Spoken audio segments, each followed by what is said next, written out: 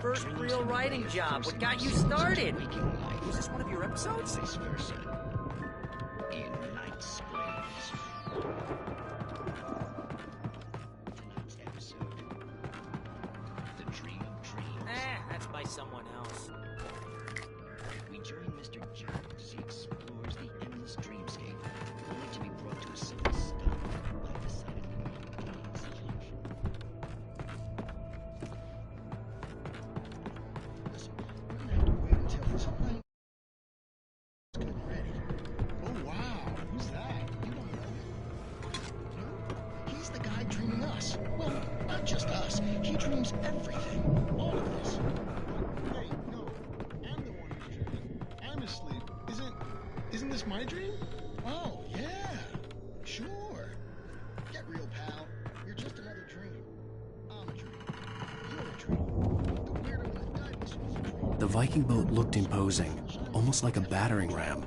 But I'm pretty sure I'm dreaming this. Well, maybe you're a really confused dream. What am I, a shrink? All I know is I'm going with the smart guys, and they say that's the guy doing the dreaming. Right there. I don't know what that means. We make sure he has his clothes on when he goes out in public. No chases with lines.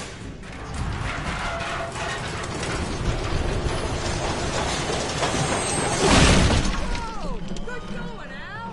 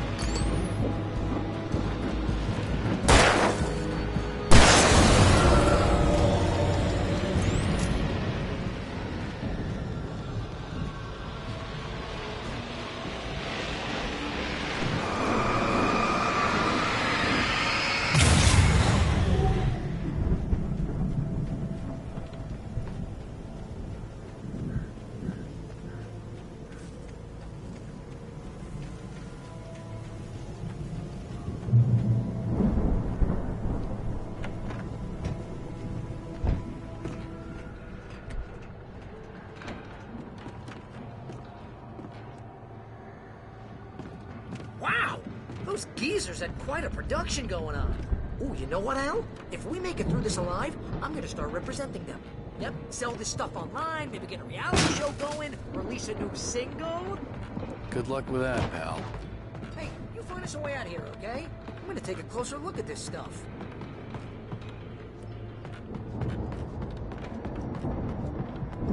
Be careful, Al!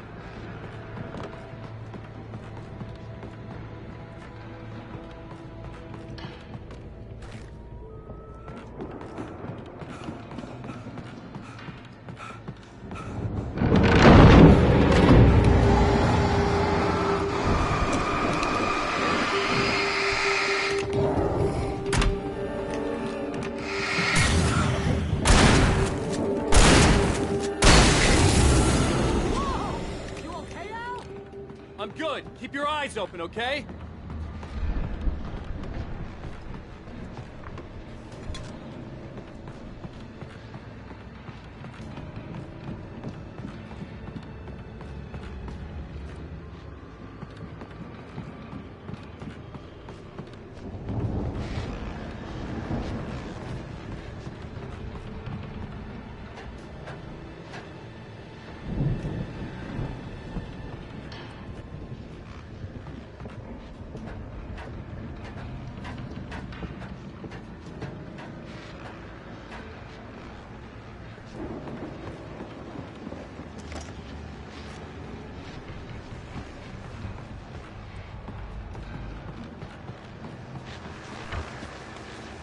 As you regular listeners know, I tend to work through the night, but I'm not the only one.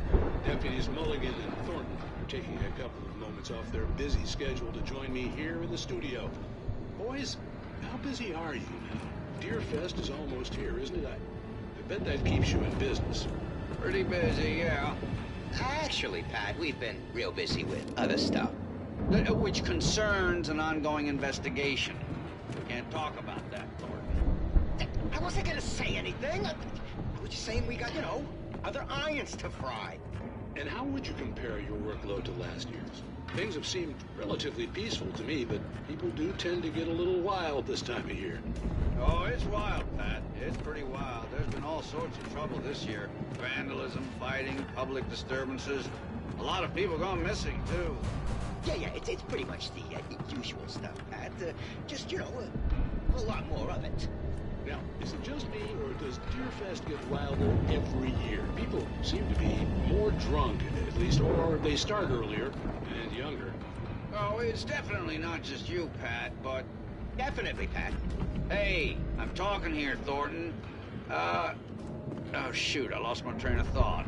Not just me. Oh, yeah, it's wilder, Pat, but actually most of the trouble seems to be coming from grown men. People who ought to know better, Kids are doing fine this year. Well, that's nice to hear at least. Boys, I want to thank you for stopping by. I'll let you get back to your patrol. Sure thing, Pat. Yeah, sure thing, Pat.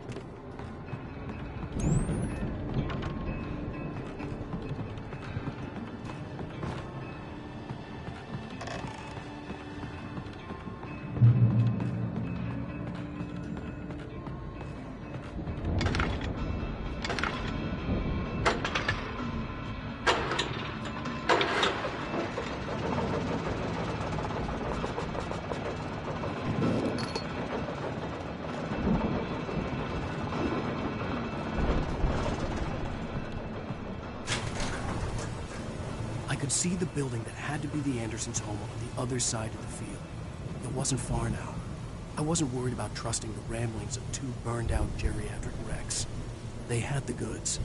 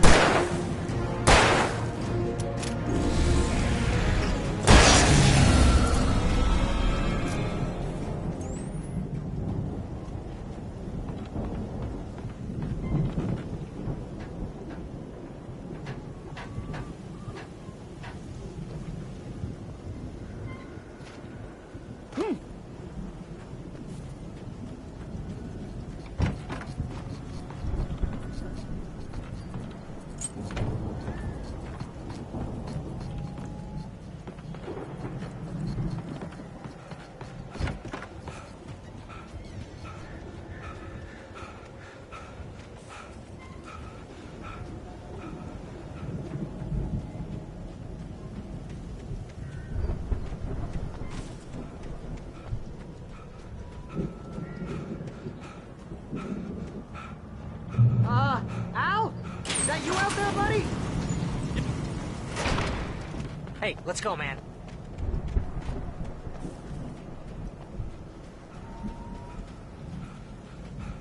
I think we're gonna have to work together to open this gate, Al. Looks pretty heavy.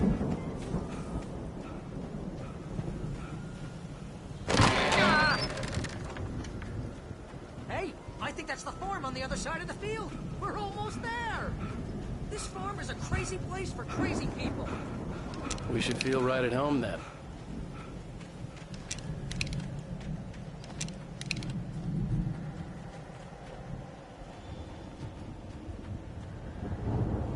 Come on, one more gate. Let's do this.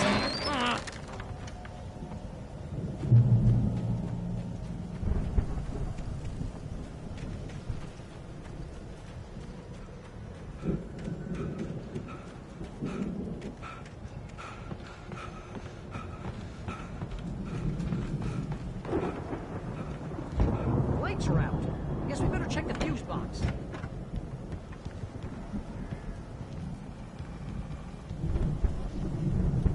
The power downstairs was out, but I was sure I could fix that at the fuse box.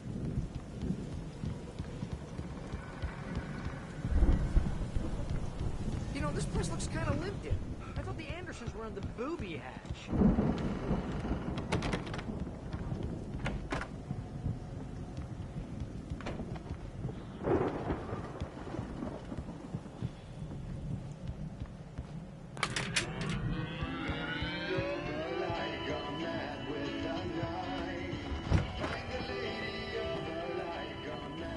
Can you hear that, Al? Music? Of course. We need to find where it's coming from. That's the message the Andersons talked about. That's the whole reason we're here. Lady of the Light? Oh, that's gotta be what's-her-face, the crazy lamp lady from the town. Cynthia Weaver. Right. Must be.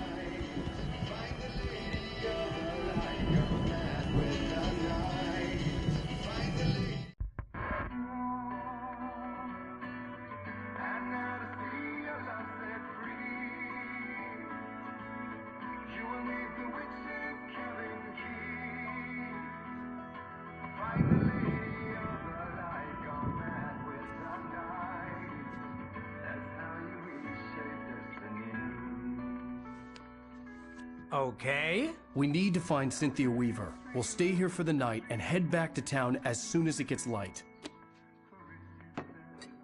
Hey, Al. Lots of hours before dawn. Might as well get some rest. And by rest, I mean drunk. Come on, Barry, this is... Yeah, what the hell?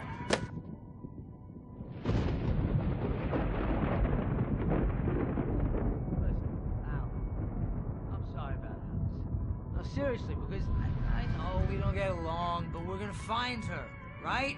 And even though you're a crazy bastard, I'm gonna stick by you, no matter what, ever, Al. Sure, like a brother. I'm a writer, goddammit. Correct. If I just wanted to, I could write 10 books a year. And they'd be the best books that year. No, you couldn't. That's right, I couldn't. But I could, because I'm a writer. What? What do they put in this stuff? I feel like my brain is coming out of my nose. I'm gonna get the recipe off those coots and be a booze millionaire. I just miss her, Barry. I just want her here with me. I know, Al. I know. It's gonna be okay.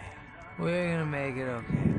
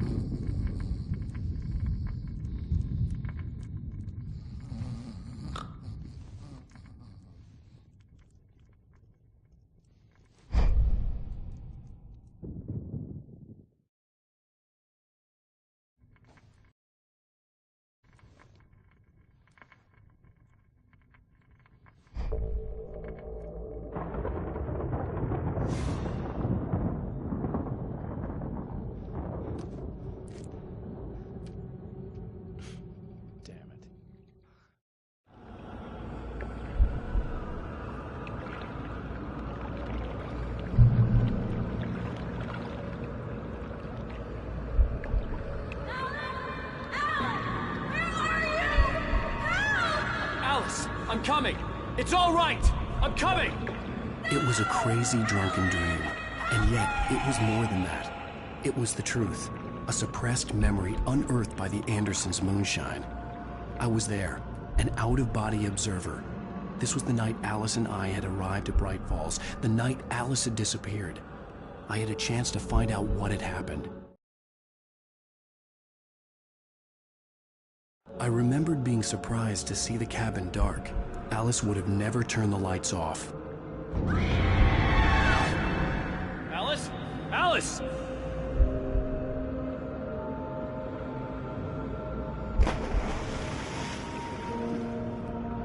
I remembered thinking I caught a glimpse of her form underwater, sinking into the darkness. Diving after her was the last vague memory I had of that night. After that, the next thing I could remember was waking up behind the wheel of the crashed car and finding the first pages of the manuscript.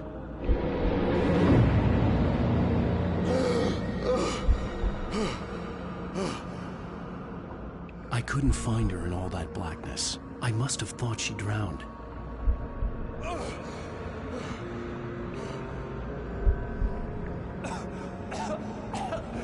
Alice! Jagger had Alice, and Alice! so she had me. Alice!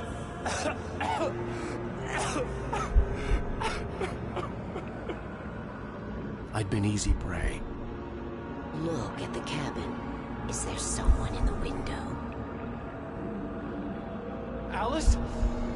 Maybe she didn't drown after all. Maybe she's inside.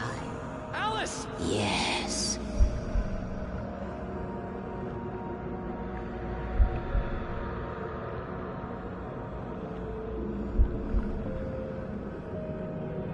The dark presence had touched me. She had dug her nails into my brain and used me, made me her puppet.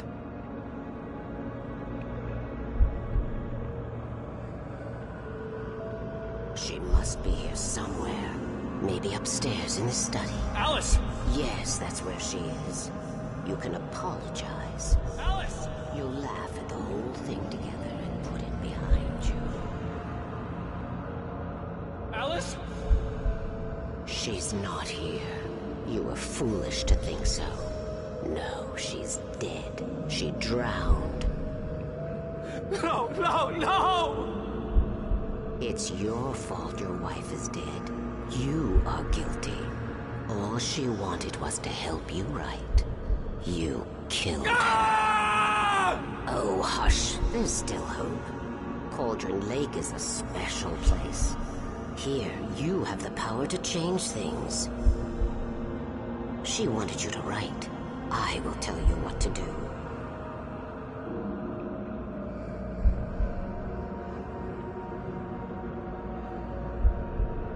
You can write her back.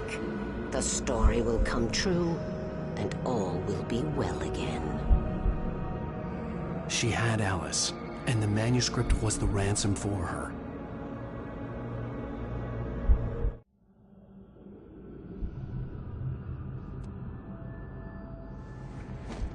Yes.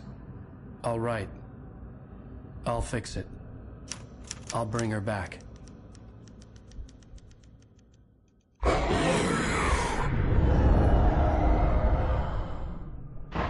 No. I wrote it. I remembered it all now. In the dark, I'd written for days, a week, almost a complete manuscript of a novel entitled Departure. Jagger had been my editor, whispering in my ear, making sure that the unfolding story would make her more and more powerful. I thought I was saving Alice. Even with the cobwebs she put in my head, some part of me had been aware enough to write my escape into the story, to bring a light into the cabin to release me before I could finish, to interrupt the horror story before the ending, where darkness consumed everything and everyone. Zane was weak and far away, but I had written him into the story, and his light had been enough to set me free. It isn't here now. I'm here because it was written. I brought the light to set you free. You must hurry. It will know I'm here. It will be back soon. It stole the skin of my barber a long time ago. She looks so old.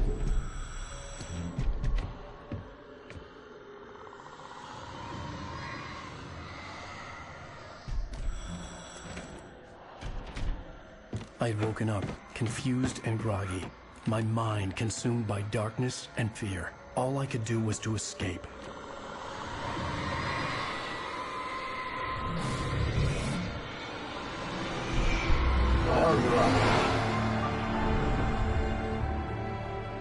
The week spent in the cabin had taken its toll. I was barely conscious, and fading fast. It had to have cost Zane terribly, thrown him even deeper into whatever dark place he now haunted. But he had managed to weaken the dark presence, kept me safe that night.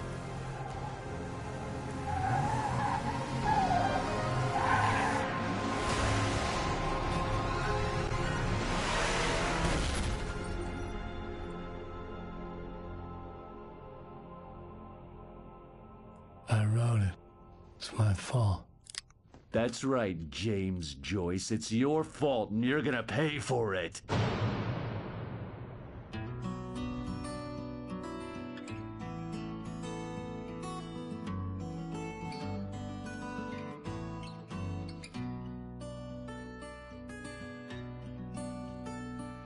There's an old town road with mystery of Tom the poet and his muse, and a magic lake which gave a life to the words the poet used. Now the muse she was his happiness, and he rhymed about her grace, and told the stories of treasures deep beneath the blackened waves.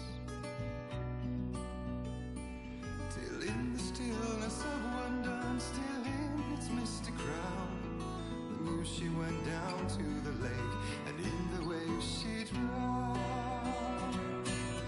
And now to see your love set free, you will need the witch's cabin key. Find the lady of the light, gone mad with the night. That's how you reshape destiny. The poet came down to the lake to call out to his dear. When there was no answer, he was overcome with fear. He searched in vain for his treasure lost, and too soon the night would fall, and only his own echo would wail back as his call. And when he swore to bring back his love by stories he'd create. Previously on Alan Wake, under the influence of the dark presence, I wrote a horror story that is coming true. Jagger had been my editor, making